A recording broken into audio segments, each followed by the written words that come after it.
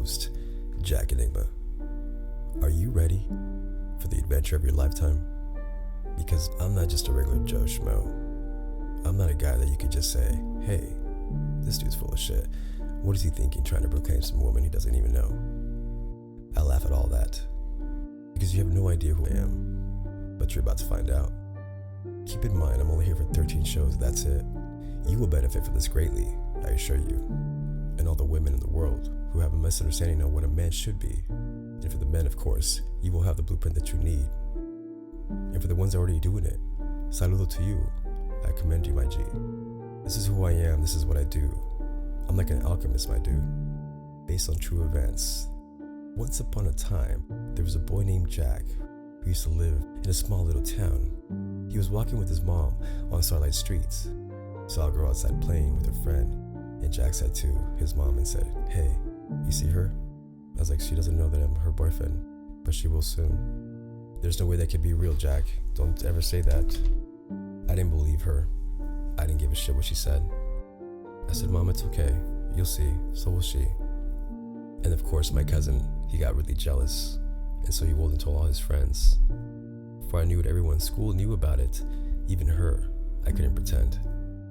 And of course, when she found out, she came up to say, why are you saying this about me? You know we're not in a relationship. I said, don't worry about it. You'll see. I promise you. And so I carried on with my day.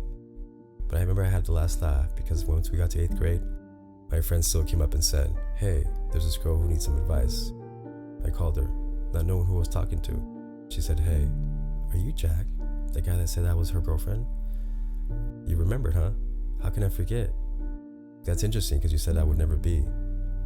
She's like, I know, but when I walked away, you said, I'll see. And so we did.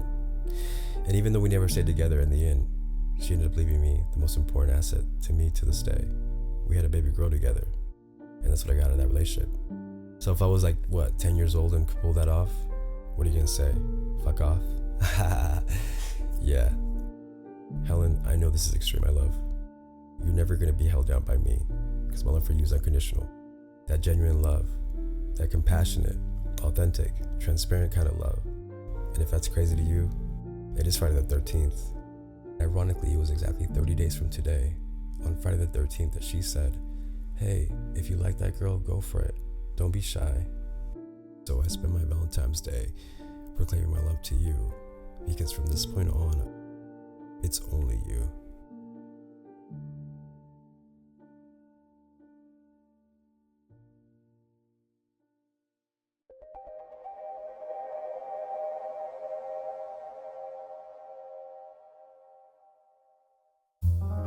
Okay, let's unpack this. This is wild, I understand. But what did you expect? I tried to DM, that's not gonna work. Leaving a comment, I definitely got a heart. But that's not gonna work either. You see, I came across Helen in 2024. And of course she was beautiful, that's a given.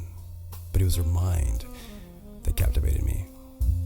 And it was just through seeing her content that truly made me get to know who she was and fall in love with her. And see, all I'm doing is reciprocating that back to her, giving her a chance to get to know me through this show, expressing how I feel about her, how I feel about women in general, how I feel about relationships, and helping you, the listener, with your complex, emotional, I got you. I'm a guru, dude. Anything you need, anything you got, I can decipher it. Initially, I was just intrigued to ask her to be on the podcast so we could provide people an emotional intelligence from a male perspective and female. But then it was just her personality that just truly got me. It was one particular short that she said, not verbatim of course, but the way I interpret it. Most people have you at hello. She had me at I'll never say goodbye. I'll always stay. Because when you have two people that have that exact same makeup and also have the same makeup of trying to help others because they've been broken in their own life by their own circumstances and they're trying to help others evade that circumstance, tells you everything. Two of us, one of a kind, together in a weird, strange way. In addition to the obvious situations that I've been telling you, there's been so many synchronicities with her. I mean, I have a date dates, of times, stamps, frameworks, things that have happened that are just a weird coincidence, right? Nah. I'm gonna share one with you today that will blow your fucking mind. Well, of course, in the context of what I'm alluding to, that is, not about other things in life itself. Just about how much this thing that I'm doing here is on point, is what I'm saying.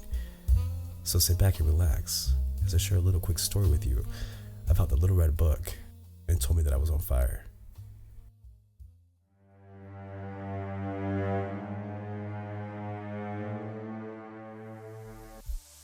There's a red book that I use to reference all my relationships to ensure that they are worthy of whatever that may be, to kind of get an insight of what it could look like or what it's supposed to be.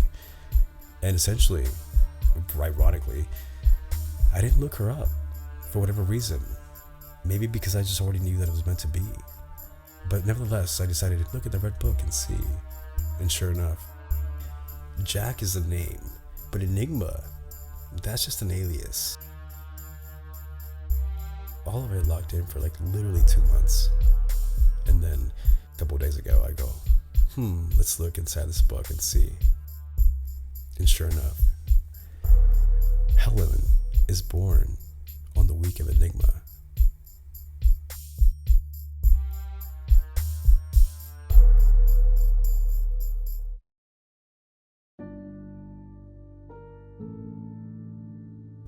I'm going to tell you guys a story. Let's give you the best perspective that you can see with something so simple as this. A game you'd play in school, or maybe not even anymore. Characters in this game is going to be Jack, me, to these twins that were also her friends.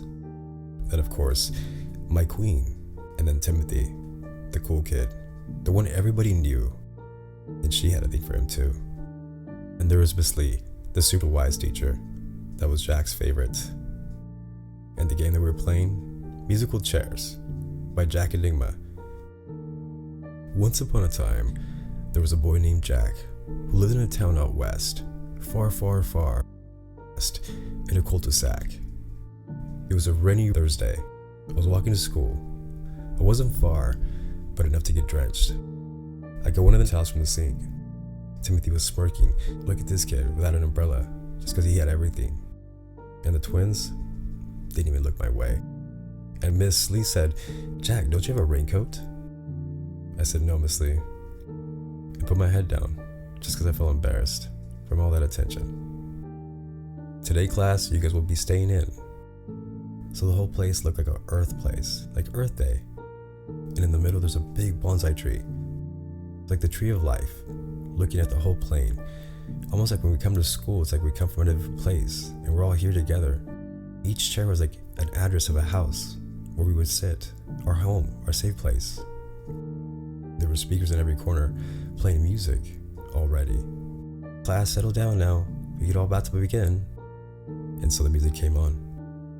It was so much fun seeing everybody have a good time. And we go in circles like our birthdays, our holidays, just like at everything. The music turned off again. This time you're in a new place. It's like you just grew up from high school.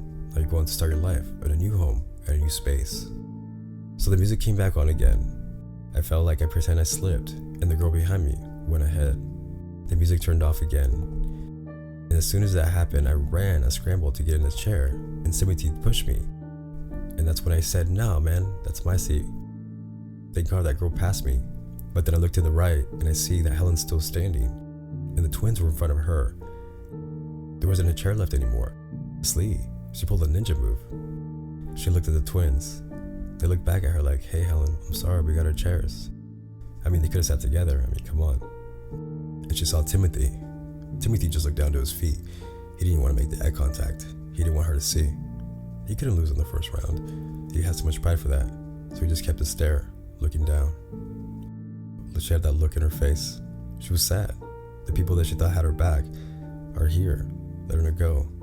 Jack stood up and said, "Hey Helen, you can have my chair."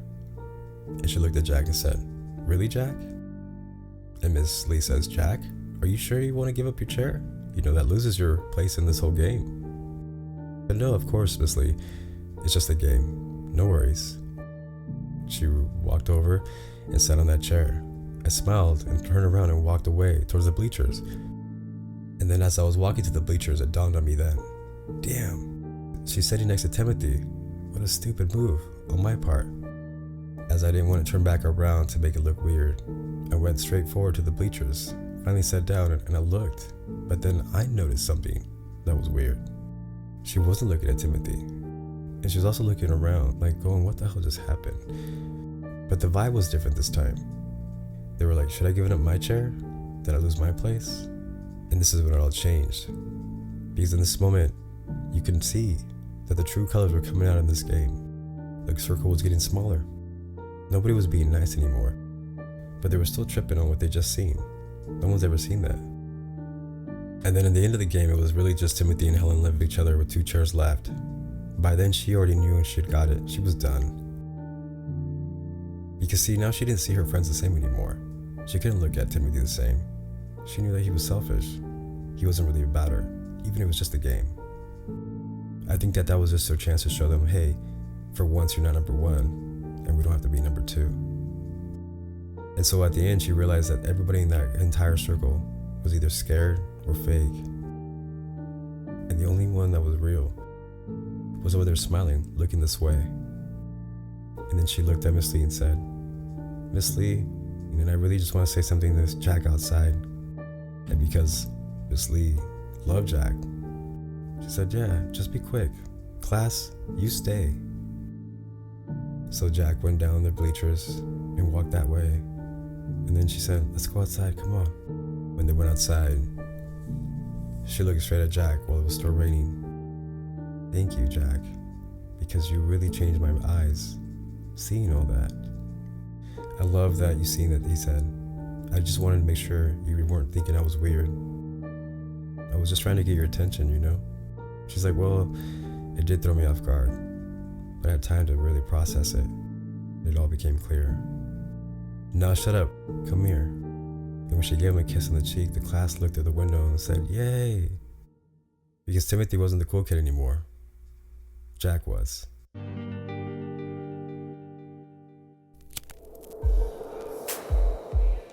I hope that you enjoyed that story. It's obviously a very metaphorical story if you really take into context what it's actually saying to you.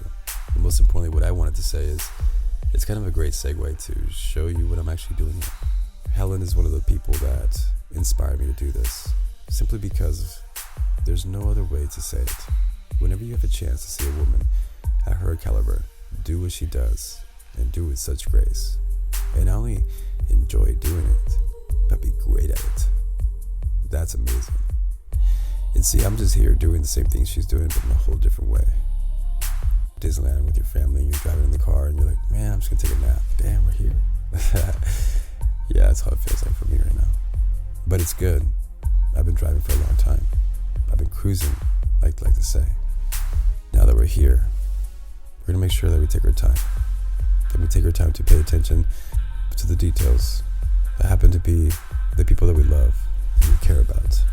Because you don't take anything with you in this life, just the memories and the relationships that you're with. これからみんなでめちゃくちゃ踊って騒ごう騒ごう